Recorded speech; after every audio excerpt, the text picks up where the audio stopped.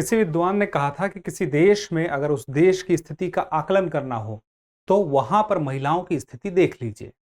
अगर वहां महिलाओं की स्थिति बेहतर है तो इसका मतलब हुआ कि देश की स्थिति भी बेहतर है। अब बात करें महिला कार्यबल की। अगर किसी देश में महिला कार्यबल ज्यादा है तो इसका मतलब ये हुआ कि विशेष रूप से हम समझ सकते हैं बात कि उस देश की अर्थव्यवस्था भी बेहतर स्थिति में है। यही वजह है कि जो विकसित देश हैं वहां पर महिला कार्यबल हम ज्यादा बेहतर तरीके से देखते हैं और विकासशील देशों में और पिछड़े देशों में महिला कार्यबल उस प्रकार से नहीं दिखाई देता, अपेक्षाकृत काफी कम है। तो इसी से जुड़ी हुई खबर है कि पुरुषों की तुलना में कम क्यों है कामकाजी महिलाएं। यह खबर भारत के संदर्भ में है और भारत के संदर्भ में होने की वजह है भारत की बढ़ती हुई आबादी इतनी तेजी से बढ़ रही है कि आने वाले समय में वह चीन से भी आगे निकलने वाला है।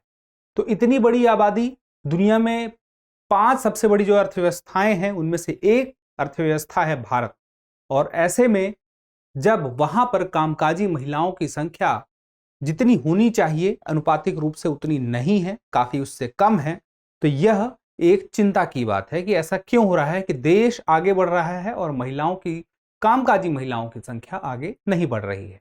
तो इसी से जुड़ी हुई खबर है। खबर क्या है?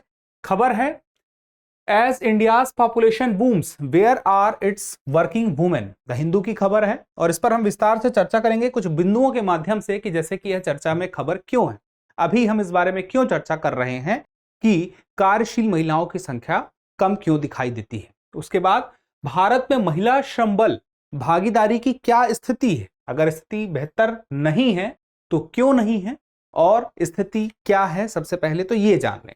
तो सबसे पहले हम इसके बाद क्या देखेंगे कि कारण क्या है, कि वे कौन से कारण हैं कि कामकाजी महिलाएं उतनी नहीं दिखती हैं जितनी भारत में होनी चाहिए।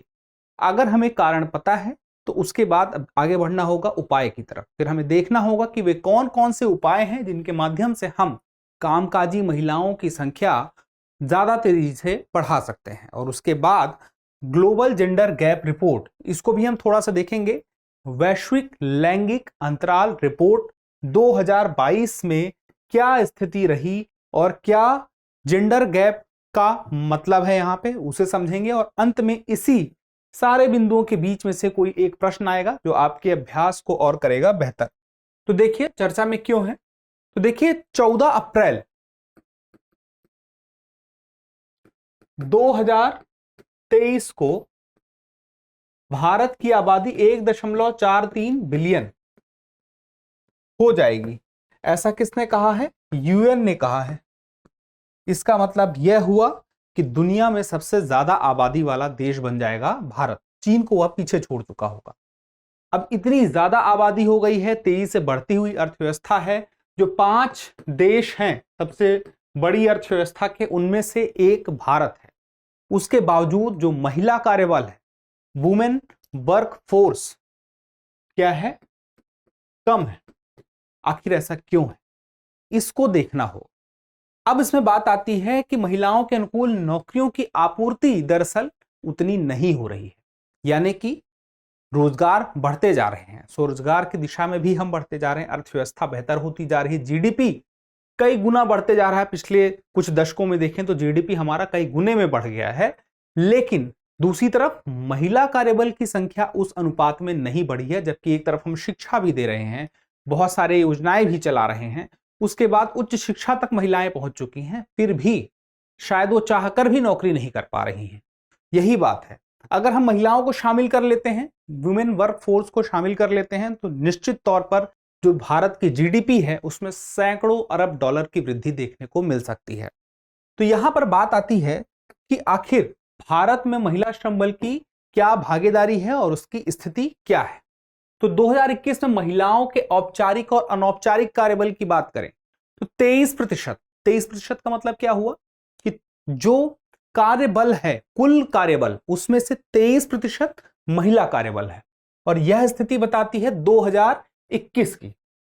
यह स्थिति किसने बताई है? वर्ल्ड बैंक ने। वर्ल्ड बैंक ने अपनी रिपोर्ट में यह बात बताई।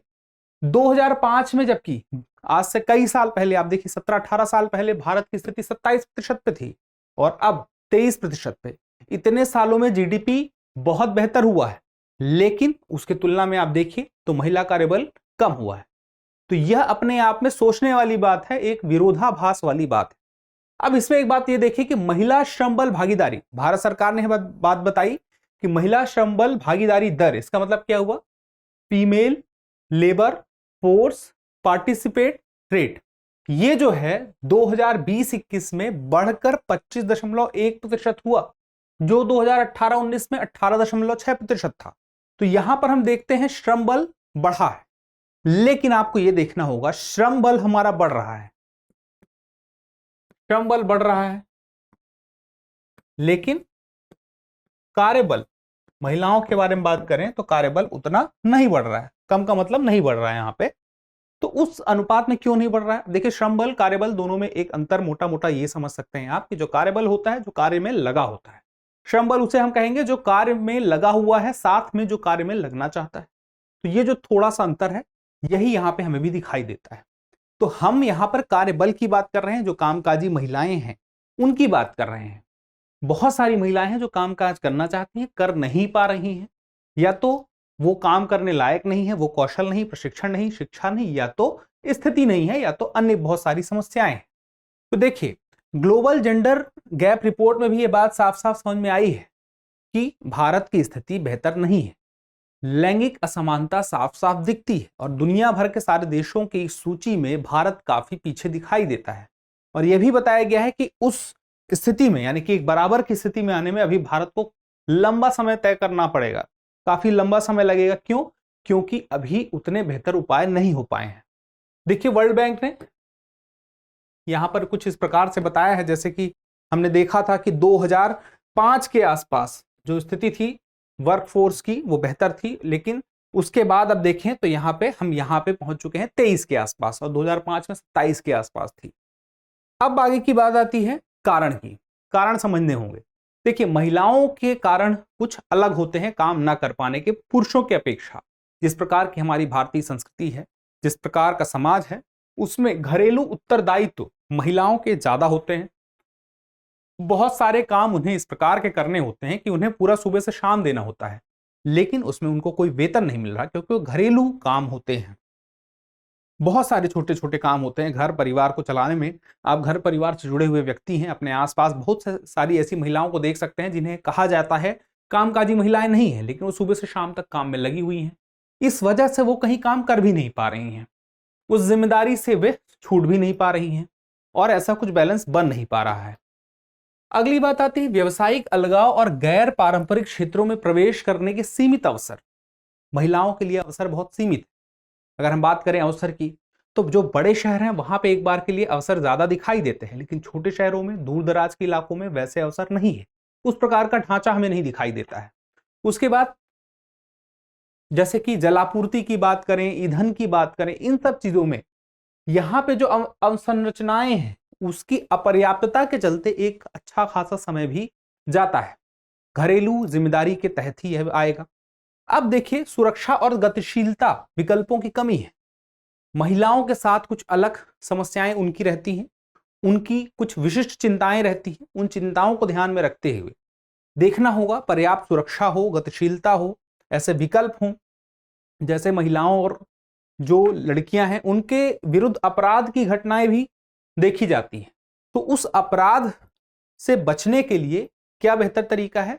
पर्याप्त सुरक्षा मौजूद हो, पर्याप्त कानून हो, चाक चौबंद हो सब कुछ, जिससे वे कार्य कर सके। अगर ऐसी स्थिति नहीं होगी तो शायद उन्हें काम करने ही नहीं दिया जाएगा। जैसे कि बात करें शादी के बाद, स्थिति कुछ इस प्रकार से होती है कि निर्णय वे अकेले नहीं ले सकती हैं, उनका घर बदलता है। निर्णय लेने के लिए एक खास प्रक्रिया होती है, जिसमें कि देखा जाता है आमतौर पर क्या होता है। बहुत सारी महिलाओं ने अपना अनुभव शेयर किया, जिसमें बताया कि शादी के बाद, शादी के पहले शायद वे काम कर भी रही थी, लेकिन शादी होती है और उसके बाद फिर यह होता है कि दो में से एक को नौकरी को छोड़ना होता है, और निश्चित तौर पर देखा जाता है कि महिलाएं ही नौकरी को छोड़ती हैं। अच्छी खासी जॉब को उन्हें छोड़ना पड़ जाता है। उसके बाद कुछ ऐसी जॉब होती है जिसको काम होता है, दरअसल उसे हम जॉब नहीं कहेंगे, जैसे कि बच्चे को संभालना, प्रेगनेंसी का, और उसके बाद फिर एक ऐसा समय आता है कि इतना गैप आ जाता है कि वापस से वे अपनी उस धारा पे नहीं आ पाती हैं, उनकी अलग जिम्मेदारी बन जाती है। अब देखिए, यहां पे इसी प्रकार की बात है कि अपराध से अगर उन्हें सुरक्षा मिलेगी अपराध उनके साथ नहीं होगा, क्राइम रेट कम रहेगा, तो ऐसे में भरोसा उनका जगेगा, वे बाहर जाके काम कर सकेंगे। उसके बाद अभी आप हाल की बात करें, जैसे कोविड-19 के आने से महिला कार्यबल पर बहुत प्रभाव पड़ा। सबसे पहले अगर किसी की नौकरी छूटी तो महिला कार्यबल की छूटी, और उसके बाद कोविड के बाद की स्थिति में नौकरी प्राप्त करने में सबसे ज्यादा चुनौतियां भी उनके सामने ही रही। और बात करें जैसे ऐसे काम जहां पे ज्यादा कुशलता की जरूरत नहीं थी, जैसे खेती का हो गया, कारखाने का हो गया, जो सबसे ज्यादा कोविड की वजह से प्रभावित भी हुए थे, वो हुए।